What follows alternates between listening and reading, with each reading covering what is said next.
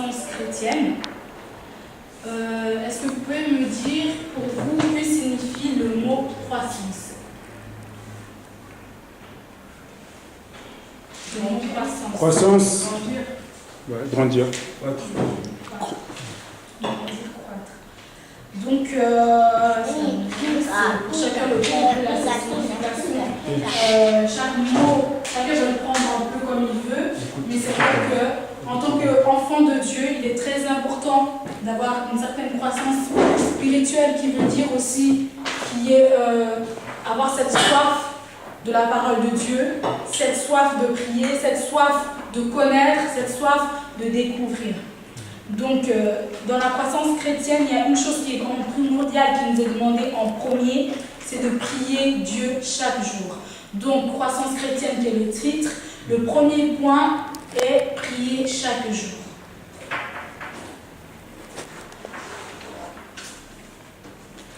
Ensuite, nous allons aller dans 1 Thessaloniciens, chapitre 5, verset 17. Verset 17, oui.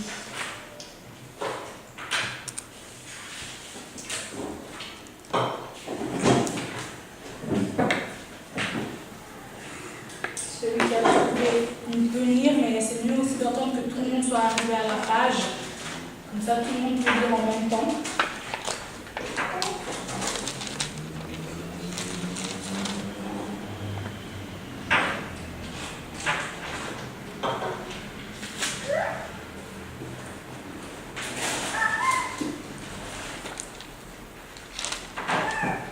Celui qui a trouvé peut dire qu'il a trouvé et peut lire. Moi j'ai trouvé. D'accord, vous pouvez lire. Levons-nous pour honorer la parole. Bien, 1 Thessaloniciens. 1 Thessaloniciens 5 à 17. Il faut honorer la parole de Dieu. C'est très important d'honorer la parole. Levons-nous pour nous honorer. Bon, t'as Marc, il n'est pas encore trouvé. Non, mais allez-y, parce que j'entends filmer là. Ben, je lis dans le nom du Seigneur.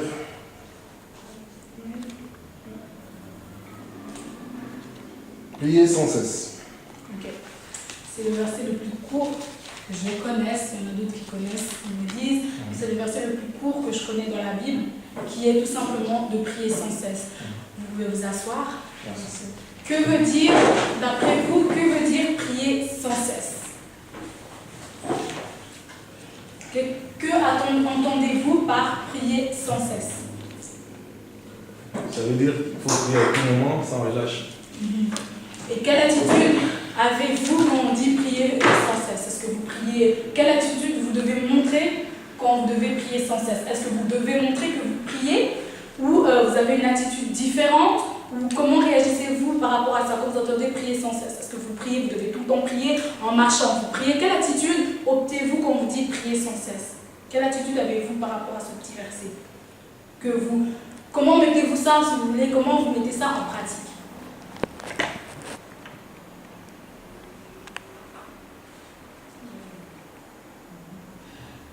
Pour moi, en fait, tu dois prier tout le temps. Tu dois être tout le temps dans la présence de Dieu jusqu'à ce que tu auras un résultat final. Voilà. Donc, tu n'as pas l'endroit précis pour pouvoir prier. Tu pries partout, là où tu te trouves. Donc on peut prier partout. Pour moi, oui. Okay. Est-ce que vous êtes d'accord? Oui, prier sans cesse, ça signifie à tout moment ou partout où nous sommes. Quel que soit, nous sommes en danger ou même pas en danger, même dans la joie ou dans la tristesse, il faut à chaque fois prier pour être toujours avec Dieu. On n'est jamais laissé de l'intérieur. Ok. Donc, la question est, selon ce verset, donc dans 1 Thessaloniciens 5, verset 17, que nous demande la parole de Dieu? Selon ce verset, que nous demande la parole de Dieu? De prier sans cesse. Ok, c'est juste. Ensuite, nous allons aller dans Philippiens 4, verset 6.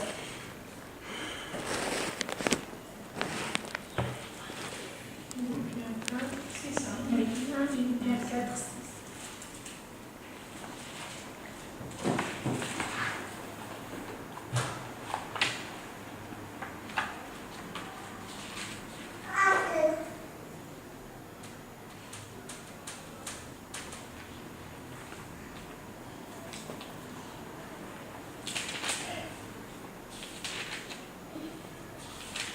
Philippiens 4, verset 6. Chapitre 4, verset 6. Celui qui a trouvé peut lire. Je lis au nom de Jésus. Amen. Ne vous inquiétez de rien, mais en toute chose, faites connaître vos besoins à Dieu par des prières et des supplications avec des actions de grâce.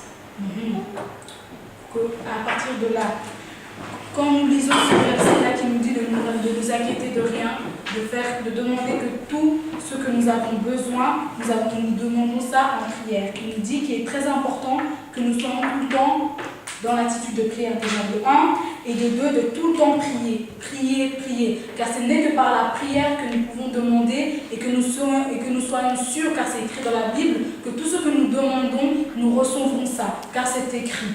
Ce n'est pas dit par les hommes, mais c'est ce qui est écrit dans la Bible. Ce qui dit qu'il est très important que, en tant qu'enfant de Dieu, et nous tous qui avons accepté et qui avons reçu Jésus-Christ comme Seigneur et Sauveur, d'être en attitude de prière tout le temps. Il ne peut pas se passer un jour sans que nous, chrétiens, enfants de Dieu, nous puissions prier.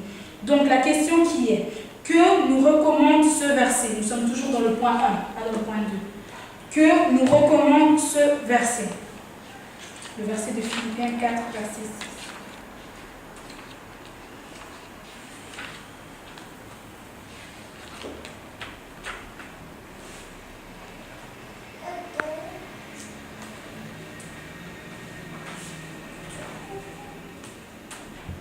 Faire des actions de grâce, de ne rien s'inquiéter. Mais surtout, le plus important, au début du verset 6, il fait écrit quoi?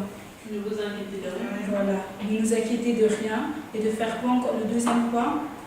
Mais en toute chose, faites connaître vos besoins à Dieu par des prières et des supplications avec des actions de grâce. Donc là, nous avons 4 ou 5 mots qui est important. Le premier qui nous dit de ne pas s'inquiéter. En tant qu'enfant de Dieu, nous ne devons pas avoir l'inquiétude. Car par la prière, quand nous demandons à Dieu, nous savons la certitude que nous allons avoir. Donc, de ne pas nous inquiéter de savoir si Dieu va faire ou pas, si Dieu va agir ou pas. Nous avons demandé à Dieu, donc nous avons la certitude que nous allons recevoir ce que nous avons demandé. Et il nous dit aussi, faites connaître. Parce que ce Dieu-là, des fois, on se dit qu'on ne va pas dire les choses parce que Dieu, il sait. Non, Dieu, il a besoin aussi que nous sortions, que nous disions de notre bouche nos besoins. Nous devons faire connaître à Dieu nos besoins, ce que nous avons besoin. Il a besoin de l'entendre, même si c'est celui qui sonde les cœurs et les reins et qui sait déjà ce que nous avons besoin, mais il a besoin aussi qu'on le dise, qui est écrit, faites connaître à Dieu nos besoins. Après, nous avons dit, il faut écrire, il y a 2 mots importants qui suivent, qui dit nos besoins à Dieu par des prières et des supplications et avec des actions de grâce. Donc il y a plusieurs mots qui sont importants là-dedans qui nous disent que nous ne devons pas nous inquiéter de 1, que nous devons faire connaître nos besoins à Dieu avec des supplications de 3, et puis avec des actions de grâce de 4. Donc, que comprenez-vous par là? Parce que là, moi j'ai compris comme tel est écrit dans la Bible, mais maintenant j'aimerais que chacun d'entre vous puisse me dire ce qui est écrit, et si cette petite partie de la Bible est assez claire pour tout à chacun de nous. On va commencer par Papa Franck qui est arrivé. Nous sommes en train de parler sur la croissance spirituelle, Papa Franck. Je n'ai pas la Bible. Oh, tu n'as pas la Bible. Il y a quelqu'un qui peut passer la Bible à Papa Franck?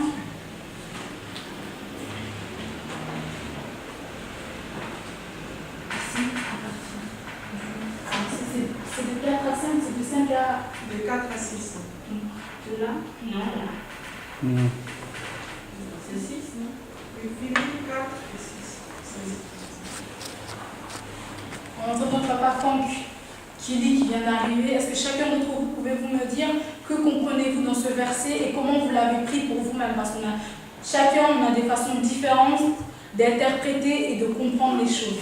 Donc j'aimerais que chacun d'entre vous puisse me dire comment il a compris les choses et ce qu'il a compris dans ce verset.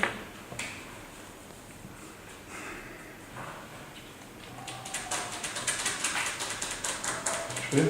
Oui, tu peux. Ces versets en fait nous révèlent que d'avoir confiance en Dieu, donc de se confier en Dieu, quelles que soient les circonstances, et de faire connaître tous nos besoins, c'est-à-dire toutes nos préoccupations, tout ce que nous pensons, nos projets, donc de se confier en Dieu, et de le faire avec un cœur sincère. C'est-à-dire pas cacher la moitié, dire, parce que comme tu viens de dire, non, nous avions non, Dieu, toi-même tu sais, non. Faire connaître, malgré qu'il sait, mais le faire connaître encore que voilà, moi j'aimerais être comme ça, mais j'aimerais que tu sois mon Dieu, que tu sois devant.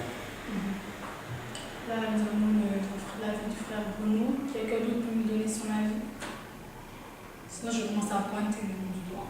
Je commence à dire les prénoms.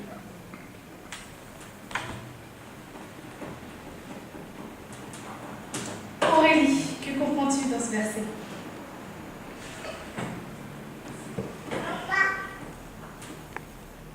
Qu'il faut se confier à Dieu. Il ne faut pas s'inquiéter de tout ce qui nous préoccupe. Il ne faut pas s'inquiéter parce qu'il est avec nous. Et qu'en se confiant, il faut accompagner tout cela de prière, de supplication et puis d'action de grâce. Et par action de grâce, que pouvons-nous offrir à Dieu? Ça peut passer par la dîme, par les offrandes, ce genre de choses. Ok. Papa Franck? C'est un peu les tout et les sacs, c'est tout. La réponse à cette question est faire connaître en toutes choses nos besoins à Dieu par des prières.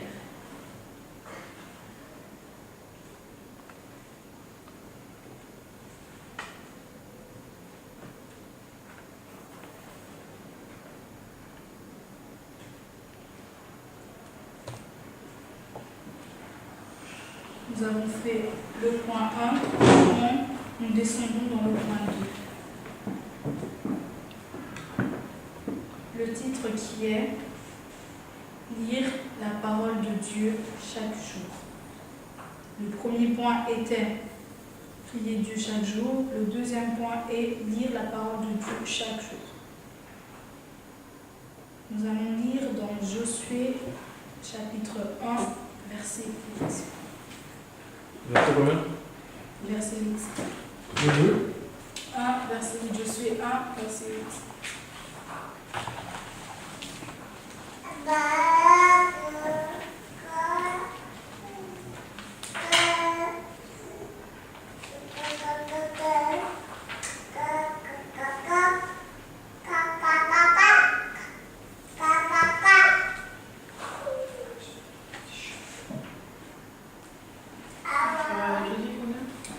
Josué 1, verset 8.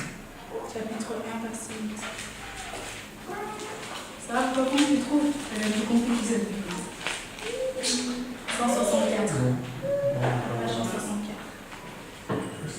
Ça, c'est dans le ancien.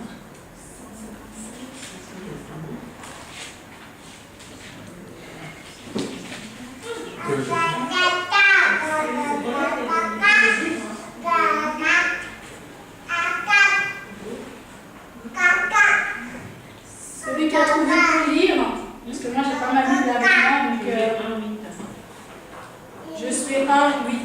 Josué 1, 8. Que ces livres de la loi ne s'éloignent point de ta bouche.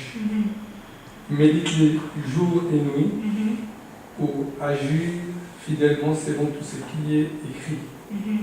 Car c'est alors que tu auras du succès dans tes entreprises. C'est alors que tu réussiras. N'ai-je pas donné cet ordre? Fortifie-toi et prends courage. Ne t'effraie point, ne t'épouvante point. Car l'Éternel ton Dieu est avec toi dans tout ce que tu entreprendras. Amen. La parole de Dieu nous dit que ce livre de loi ne s'éloigne point de notre bouche. Vous savez, quand nous lisons la parole de Dieu et que nous demandons le discernement, il y a beaucoup de choses cachées qui est révélées là-dedans. Et qu'en lisant la Bible, en connaissant la Bible, parce que la Bible, il faut l'étudier. Ce n'est pas un livre que nous pouvons lire comme d'autres livres. Parce que la Bible est très complexe. C'est un livre de loi que Dieu nous a mis et tout est dedans. Il n'y a rien qui manque, il n'y a rien que Dieu n'a pas écrit, il n'y a rien que Dieu a oublié. Tout est dedans. Avec ce livre, c'est une arme pour nous. Partout où nous allons, quelqu'un peut venir nous parler de la parole de Dieu, mais quand nous aussi nous connaissons ce qui est écrit, et quand nous savons ce qui est écrit là-dedans, personne ne peut venir nous endormir, nous mentir ou nous dire des choses fausses. Si quelqu'un vient nous dire des choses qui ne sont pas vraies ou vient nous réinterpréter la parole de Dieu selon sa façon, que devons-nous faire en tant qu'enfants de Dieu? Toujours se référer à la Bible. Parce que dans la Bible, tout est écrit là-dedans. Il n'y a rien qui n'est pas écrit. Les gens, aujourd'hui, peuvent dire ou transformer ou prendre des petites parties de la Bible et mettre ça à leur façon à être plus joli ou peut-être à minimiser dans la Bible. Mais vous savez que dans la Bible, tout est clair. Il n'y a rien qui est écrit en tâchant ou quoi que ce soit, c'est clair. Donc chaque fois quand vous prenez la Bible pour lire, demandez à Dieu d'avoir le discernement de pouvoir comprendre tout ce qui est écrit là-dedans. Parce que la Bible, chacun peut la lire, mais chacun la comprend d'une façon différente. Demandez surtout à Dieu d'avoir le discernement. Car c'est très important de connaître la Bible, nous, parce que notre âme, c'est la Bible. Nous n'avons pas d'autre âme que la Bible. Nous avons la prière, certes, mais nous devons avoir une connaissance de la Bible, que nous soyons responsables ou pas. Tout enfant de Dieu doit avoir la connaissance de la Bible pour ne pas nous laisser abuser par certaines personnes, par certaines qui disent connaître la Bible. Parce qu'il y en a, le diable est très intelligent, le diable est très malin et il connaît la Bible. Quand il va nous accuser auprès du Père, il va nous accuser avec la Bible en main, en citant ce qui est écrit dans la Bible. Pas ce qui a été dit ou inventé par lui-même, mais ce qui est écrit dans la Bible. Ce qui est très important pour nous est de méditer la Bible matin et soir. Même si on a le temps l'après-midi, vous n'avez rien à faire, à la place de regarder la télé, à méditer. Nous avons besoin, c'est la parole. Nous avons besoin de cette parole qui nous fait du bien, cette parole qui nous apprend, parce que nous avons beaucoup de connaissances en lisant dans ce livre de vie. Donc, la question est posée. Selon ces versets, qu'est-ce que Dieu nous demande de faire? Selon le verset de 1, je suis, verset 8, chapitre 1, verset 8,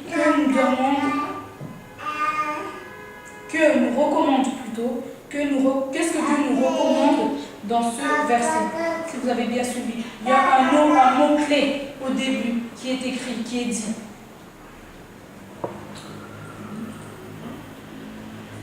Que ces livres ne s'éloignent pas. Et ensuite, la suite est prête. Ne s'éloigne point de ta bouche. Donc médite-les jour et nuit. Voilà. La réponse est là. Dieu nous demande que ce livre de loi qu'il nous a donné, ce livre c'est un genre de, comment appeler ça? C'est un livre qui nous aide à marcher selon les préceptes que Dieu a dit. C'est comme, il nous accompagne en fait. Il nous accompagne à aller partout où nous allons si nous avons cette Bible et que nous suivons aussi les préceptes qui sont écrits là-dedans. Nous n'aurons pas de mal à arriver où nous voulons arriver. Si seulement nous le lisons et si seulement nous respectons ce qui est écrit là-dedans. Nul n'est parfait. Nous avons tous droit de faire des erreurs car nous venons du péché. Mais approchons-nous de la parole de Dieu avec des supplications, demander pardon et continuons vraiment à être concentrés dans ce livre. Donc, nous allons continuer à lire dans Actes des Apôtres, chapitre 17, versets 10 à 11. Actes des Apôtres, chapitre 17, le verset 10 à 11. Le chapitre 17, Verset 10 à 11. Actes des Apôtres.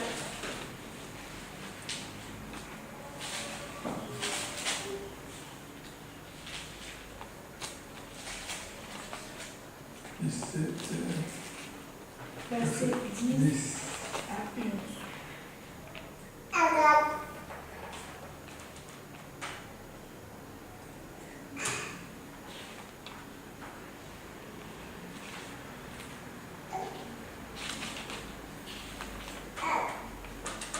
Celui qui a trouvé peut dire Amen et peut lire.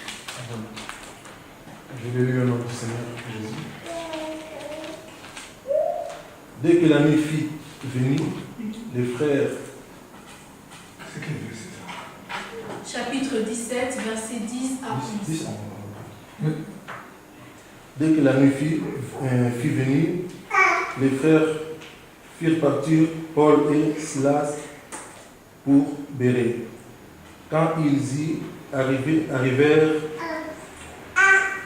ils se rendirent à la synagogue des Juifs. Ceux-ci avaient des meilleurs sentiments que les Juifs de Thessalonique. Ils reçurent la parole de Dieu avec beaucoup de bonne volonté. Chaque jour, ils écoutaient les Écritures.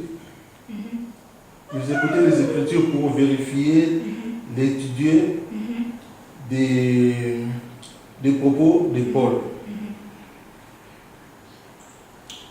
Terminé? Amen. Dans ce verset, de qui parle-t-on? On a cité deux. Paul et Silas. De Paul et Silas. Et on parle d'une autre petite fille que j'ai entendue. J'ai entendu une Thessalonique. Les Juifs. Les Juifs et encore des autres. Thessalonique. Ouais, et il y en a encore un autre. Il y en a deux. Il y a Paul, Silas.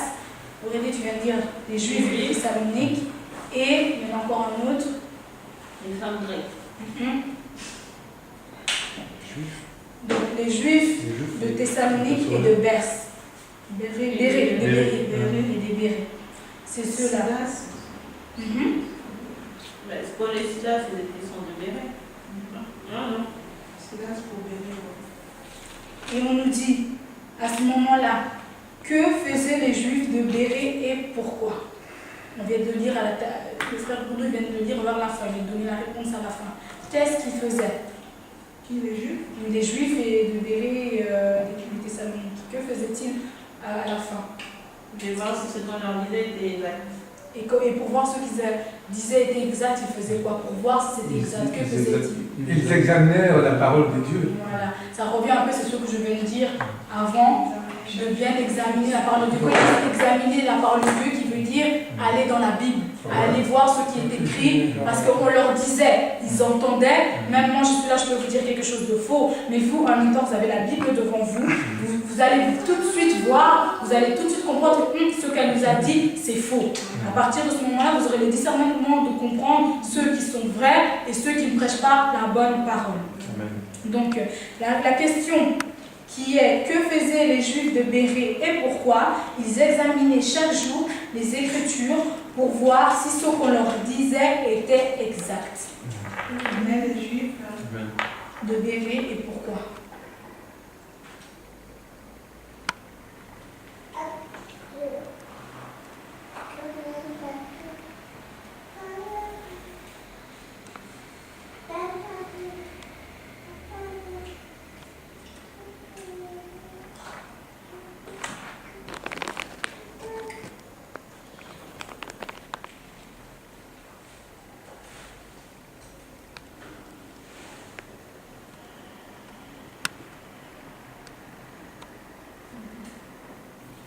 La réponse, c'est bon, je relis encore une fois. C'est bon pour la réponse pour ceux qui notent? C'est bon. Ok.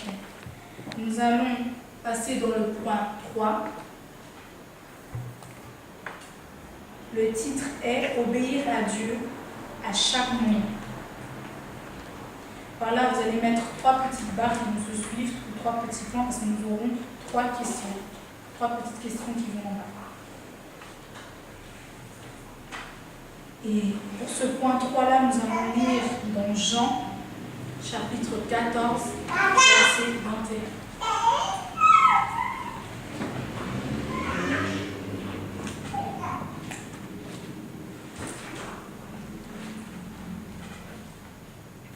Je répète, Jean, chapitre 14, verset 21.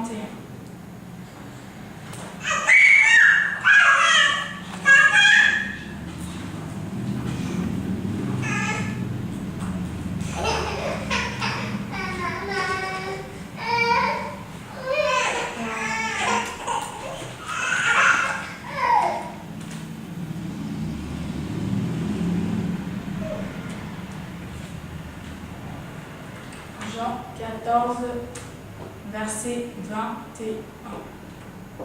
Que celui qui a trouvé puisse lire, ceux qui ne sont pas trouvés peuvent dire d'attendre. Celui qui a mes commandements et qui les garde, c'est celui qui m'aime. Et celui qui m'aime sera aimé de mon Père. Je l'aimerai et je me ferai connaître à lui. Ok. Maintenant ça, nous avons 3 questions qui vont avec. La première qui est, quelle est la preuve que vous aimez Jésus? Selon ce verset.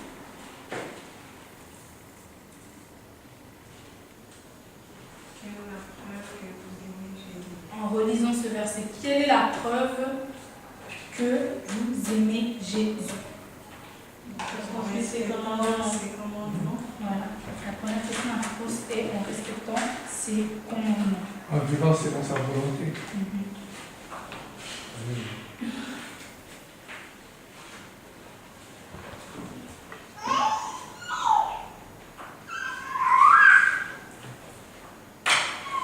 La deuxième question qui est, que signifie garder ses commandements? Que signifie garder les commandements de Dieu? Les respecter. Les respecter. Les mettre en pratique. Voilà, c'est ce que je cherche. Donc la question qui est, que signifie garder ses commandements? Dans la Bible, il fait écrire les lettres en pratique. En pratique. Et la réponse de point.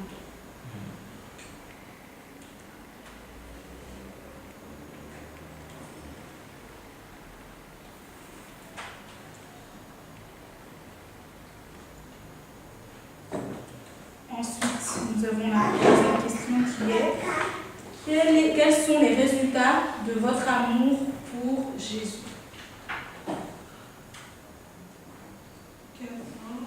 Les résultats de votre amour pour Jésus.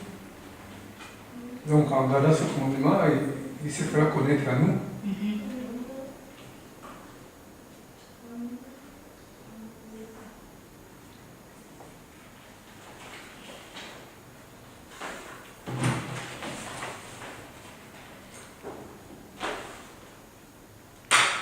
Parfois, tu peux juste relire pour qu'on se situe bien aux 3 questions et les réponses qui sont dedans. Le petit chapitre que tu as lu. Tout à l'heure. Oui, vous êtes allé Donc celui qui m'aime, dans Jean 14, 21. oui, sera aimé de mon Père. Je l'aimerai et je me ferai connaître à lui. Donc, quels sont les résultats de notre amour pour Jésus? Jean-Franck l'a dit tout à l'heure, Jésus nous fera connaître, on recevra et on verra qui c'est. On saura que ce Dieu-là, il est bon, que ce Dieu-là, il est présent. Pourquoi? Parce que nous l'aimons déjà de un. Et que faisons-nous en l'aimant, en gardant ses commandements, c'est les mettant en pratique dans la vie de tous les jours. Et lui, à ce moment-là, quand il voit qu'on aime sincèrement, parce que quand on aime une personne, on écoute. Si cette personne nous dit quelque chose, nous l'écoutons et nous essayons de le mettre en pratique. C'est ce que lui, il nous demande, c'est notre preuve d'amour envers Jésus. La plus grande preuve qu'on peut lui donner, la plus grande façon de lui montrer qu'on aime ce Dieu-là, c'est en mettant ses commandements en pratique. Si nous marchons selon la volonté du Seigneur, n'ayons pas peur de se dire « Ah, peut-être que j'ai mal fait, Dieu va être fâché. » Dieu ne regarde pas ça. Dieu regarde le désir qui est dans notre cœur, ce qui est vraiment important dans notre cœur. Si nous avons pris la décision et que nous voulons vraiment marcher selon l'Écriture et selon ce qui est écrit, Dieu, il est là. Dieu ne regarde pas nos fautes, Dieu ne regarde pas nos iniquités. C'est pour ça que Dieu, il nous donne le souffle de vie. Si tous les jours nous sommes en vie, si tous les jours nous avons cette chance-là d'être en vie, c'est de pouvoir améliorer notre lendemain. Parce que peut-être hier, nous avons fait quelque chose qui n'était pas bien et que nous regrettons, mais aujourd'hui, Jésus, il nous donne encore la chance de pouvoir rattraper ça. Rattraper ce que nous n'avons pas pu faire hier, ce qui nous a déçus, ce qui nous a découragés. Il nous a redonné ce souffle de vie pour que nous puissions encore faire mieux qu'hier. Donc chaque jour que nous avons, ce n'est qu'une grâce. C'est une deuxième chance que Dieu nous donne pour pouvoir mettre sa parole en pratique, de pouvoir mettre ses commandements en pratique, de pouvoir marcher selon ce que la parole de Dieu dit. Ce qui est très important pour nous en tant qu'enfants de Dieu, d'avoir la parole auprès de nous, de pouvoir lire, d'avoir la connaissance de la parole de Dieu, car c'est cette parole-là qui peut nous sauver, c'est cette parole-là qui nous aide, c'est grâce à cette parole-là que nous évitons beaucoup de pièges de l'ennemi, du diable, et c'est grâce à cette parole-là que nous pouvons combattre tout ce qui nous vient, car nous mettons en principe tout ce qui est écrit. C'est que ce livre-là, il est écrit que ce livre-là, ce livre de vie, car ce livre-là nous donne la vie, elle nous renouvelle, elle nous donne des forces quand nous n'en pouvons plus, quand nous nous sentons fatigués, et que des fois la parole n'est pas assez forte, et que des fois nous ne savons pas quoi dire à ce Dieu-là. Prenons la Bible, lisons des psaumes, lisons des proverbes, tout est dedans. Des paroles de réconfort, des paroles de paix, toutes les promesses que Dieu nous a promis est là-dedans. Donc restons avec la Bible et fions-nous tout simplement à ce qui est écrit dans la Bible. Descendons au point 4.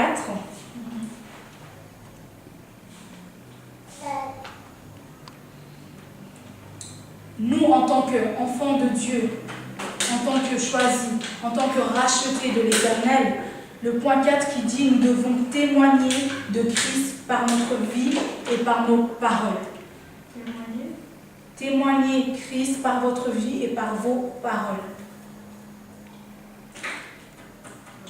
Donc partout où vous allez, vous devez faire la différence.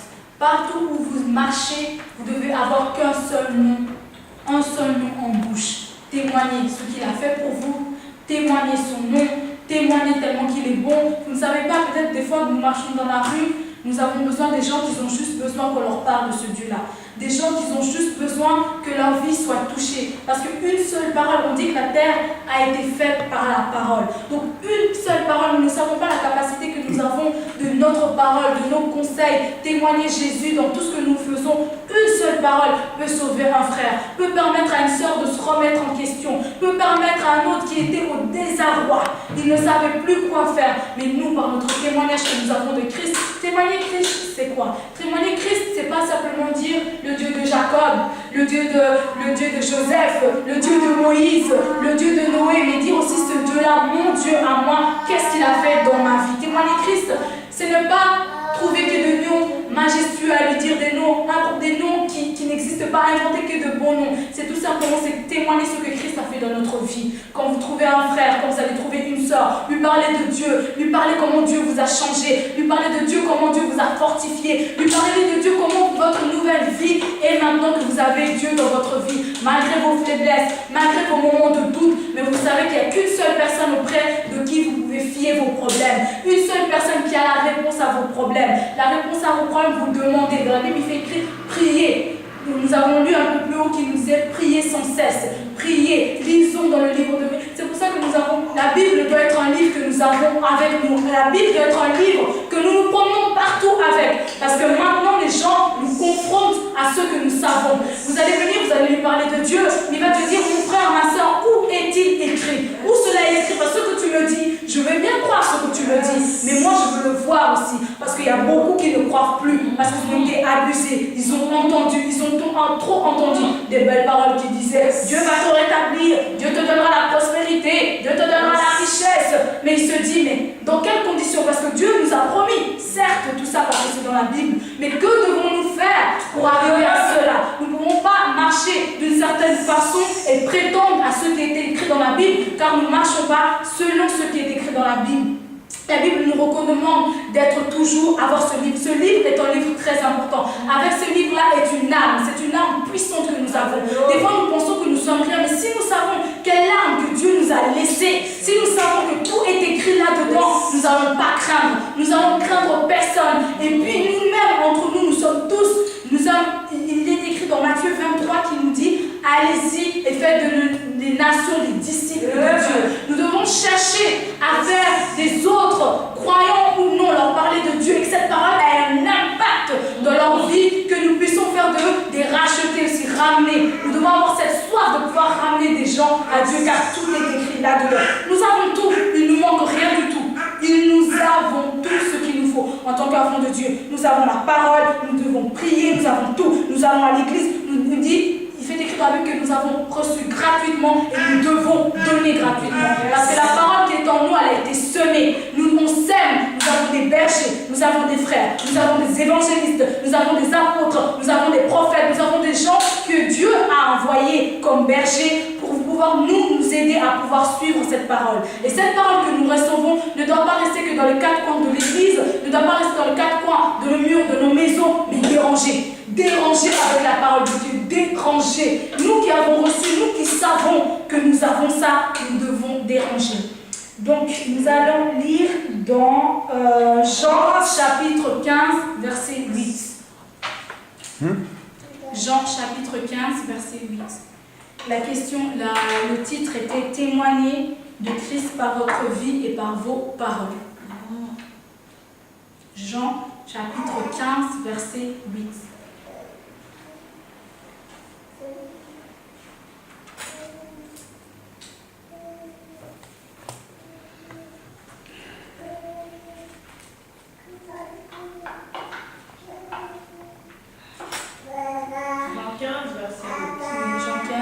Si tout le monde a trouvé, Aurélie peut lire. C'est bon? Tout le monde a trouvé? Oui, moi j'ai trouvé. C'est bon pour tout le monde? Papa Franck, Bobo? C'est bon? Si vous portez beaucoup de fruits, c'est ainsi que mon Père sera glorifié et que vous serez mes disciples. Amen.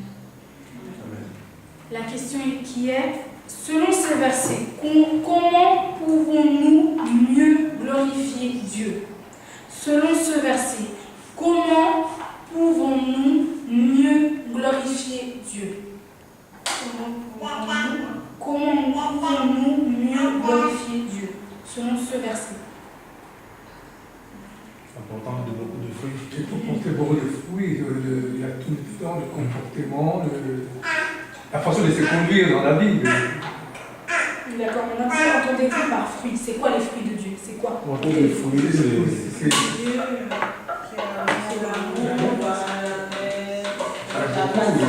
la foi, l'amour, la passion. la tempérance, la Il y en a paix. beaucoup, il y en a beaucoup.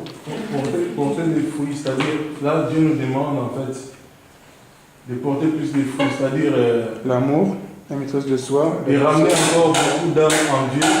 Quand on ramène beaucoup d'âmes devant Dieu, c'est une façon de le glorifier parce qu'on doit glorifier Dieu avec nos paroles, parce que nos paroles sont des fruits déjà, donc ça doit apporter plus du monde vers Dieu. Donc quand on ramène des gens, on va en prêcher et tout, on ramène des gens vers Dieu, et Dieu va accueillir ces gens-là comme des bons fruits. Ok. Pour voir si ce que le frère Bruno vient de dire est juste, vous avez tous dit est juste, on va aller dans Matthieu 4, verset 19. Matthieu 4, verset 19.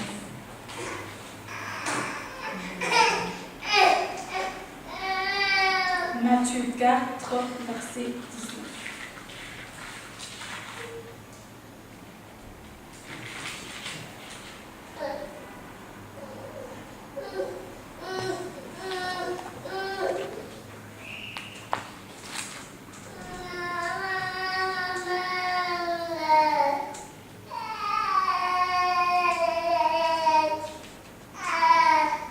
Celui qui a trouvé, je peux lire. Matthieu 4, 19.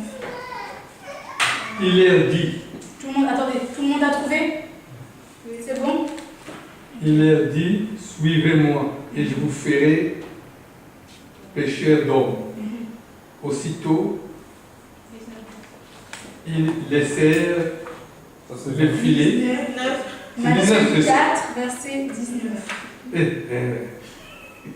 Suivez-moi et je vous ferai pécheurs d'hommes. Pécheurs d'hommes.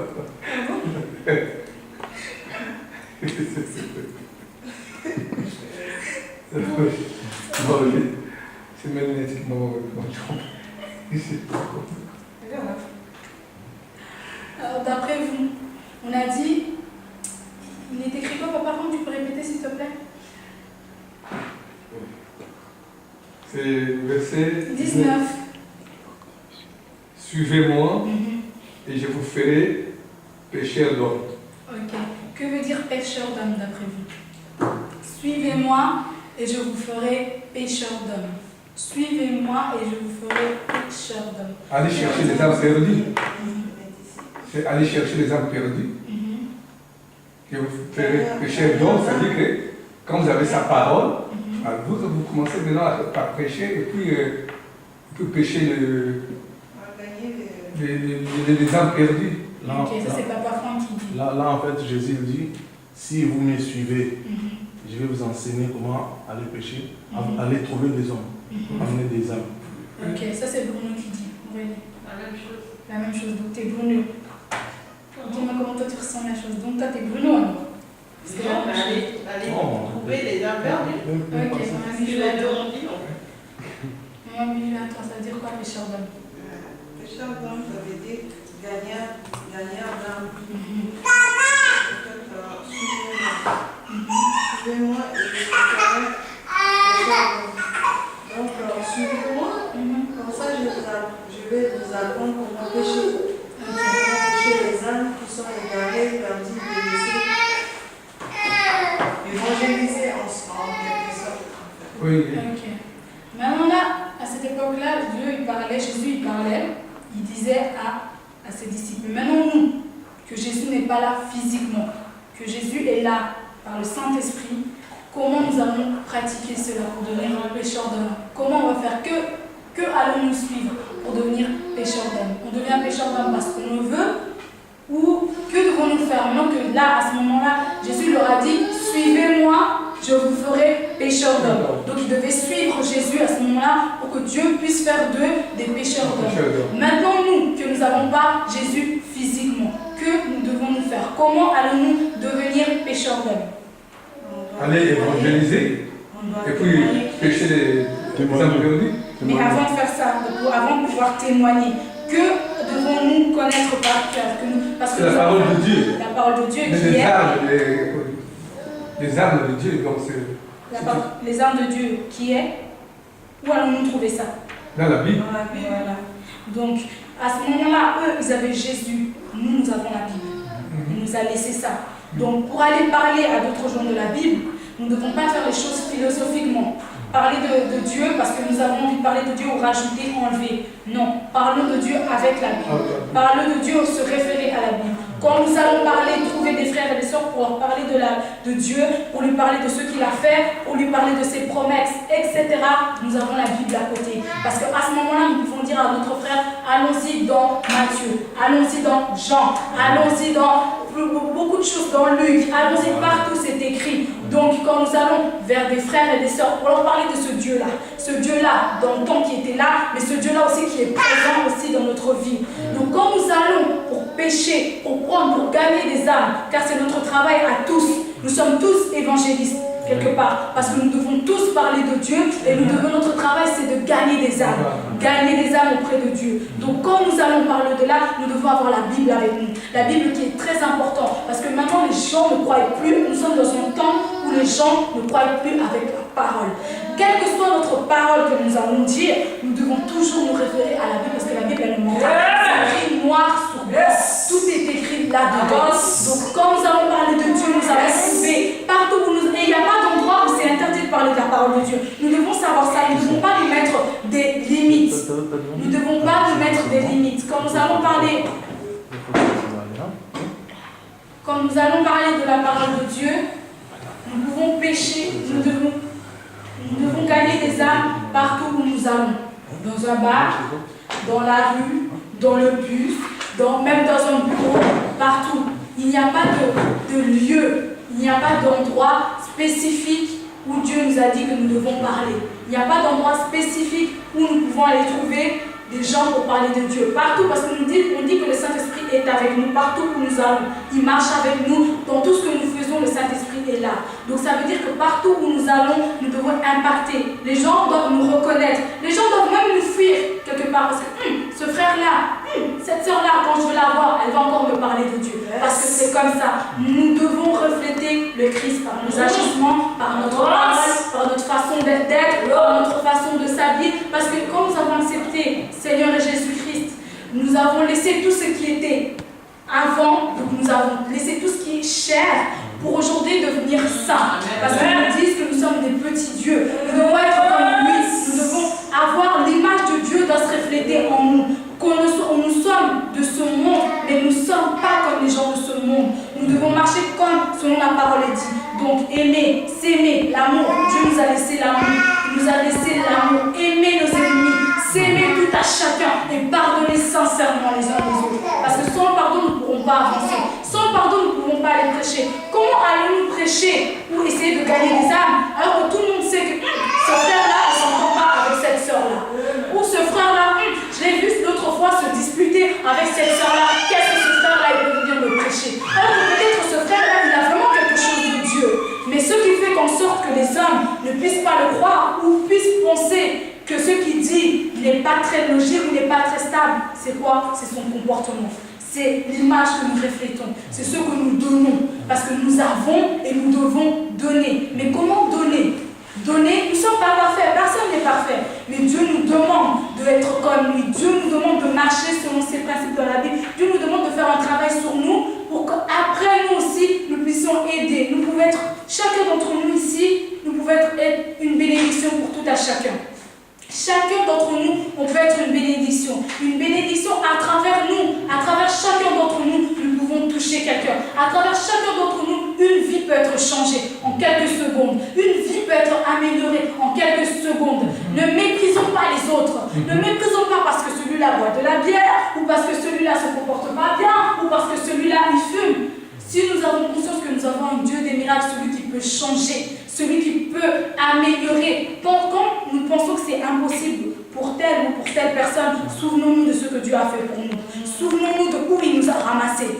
Souvenons-nous de ce que nous étions sans lui et ce que nous sommes devenus avec lui. Souvenons-nous des gens qui se moquaient, souvenons-nous de ceux qui nous ont jugés aussi, mais souvenons-nous aussi de ceux qui étaient là pour nous, ceux qui ont été patients, ceux qui nous ont appris là. N'oublions pas d'où nous venons. N'oublions pas ceux qui nous ont permis d'être ceux que nous sommes aujourd'hui. Oui, c'est vrai que c'est pas les hommes qui font ce qu'on est, mais que c'est Dieu. Mais nous n'oublions pas aussi ce que Dieu a mis à travers nos chemins, de gauche à droite, pour que nous soyons ce que nous sommes aujourd'hui. N'oubliez pas de parler de Dieu partout où nous allons. Nous devons parler de Dieu, c'est important. Parce que nous sommes dans des moments où c'est difficile. Nous sommes dans des moments où nous ne savons plus, les gens sont perdus entre les fous, parce qu'il fait écrit dans la Bible que parmi les vrais, il y aura des loups qui viendront en son nom, qui parleront en son nom, qui prieront en son nom, qui acclameront son nom, que partout les gens diront « Oh oui, lui c'est un vrai ». Mais si nous avons le livre de vie, celui que nous avons à côté, celui que nous gardons à nos côtés, personne ne peut nous mentir. Personne ne peut venir nous endormir avec des phrases, avec des petits mots et nous juger. Parce que vous allez peut-être voir une personne dans un bar, il boit sa bière. Exemple. Vous êtes dans un bar, vous boivez sa bière, vous arrivez. Ça, c'est les chrétiens nés de nouveau qui croient, qui connaissent.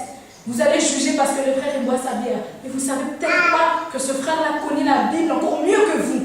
Mais tellement il a été déçu par les jugements, par les critiques, par les événements de la vie, il s'est dit, mais ça ne sert à rien parce que j'ai déjà tout connu. Mais la Bible, là, j'ai connu, j'étais frère, je faisais ça. Mais de toute façon, ça n'a rien changé parce qu'aujourd'hui, dans les églises, c'est devenu comme ça. Aujourd'hui, c'est des faux pasteurs. Parce que maintenant, c'est le nouveau langage. Des gens, des non-croyants et des chrétiens aussi qui disent ça. Des faux pasteurs, des faux frères, des fausses sœurs, des faux chantres. Donc l'église est une image souillée. Donc nous, qui savons, qui voyons, nous devons nous armer. Car maintenant, c'est le temps où nous devons être directs. C'est le temps où nous ne devons plus nous laisser endormir. C'est le temps où nous devons vraiment prendre en main, prendre à cœur, porter ce fardeau que Dieu nous a laissé, cet amour que Dieu nous a laissé pour nous aimer et pour pouvoir, il n'y a pas de limite. Il n'y a pas de limite, il n'y a pas d'âge, il n'y a pas de limite. Allons-y parler à n'importe qui. Tout ce que nous voyons, que nous pourrons parler de la parole de Dieu, nous parlons. Le plus important, c'est ça, parce que quand nous irons près de notre Père, Dieu nous posera des questions. Il nous dira, je t'ai donné ça, je t'ai fait voir ça, je t'ai amené ça, je t'ai reçu ça, tu m'as demandé ça, tu as reçu. Tu m'as demandé ça, tu as reçu. Mais qu'est-ce que toi, tu as fait pour moi? Nous allons répondre quoi? Dieu, ce jour-là, j'étais tellement mal que je n'ai pas pu aller annoncer ta parole. Dieu, ce jour-là, j'ai vu une âme perdue, mais j'étais tellement dans ma tête que j'ai passé mon chemin. Nous aurons honte. Parce qu'il faut savoir que chaque jour, quand nous péchons, quand le diable va nous accuser, il nous accuse avec la Bible. Tu as dit, ne ferons pas ça. Ton fils, il a fait ça. Tu as dit, mais ton fils a été faire tout ce que tu as dit. Donc avant de dormir, dans tout ce que nous repentons-nous. Repentons-nous, nous ne sommes pas parfaits, nous avons tous nos faiblesses, nous avons tous nos erreurs, nous avons tous nos moments où nous sommes à terre. Mais fions-nous à la parole car c'est lui seul qui peut nous relever, c'est lui seul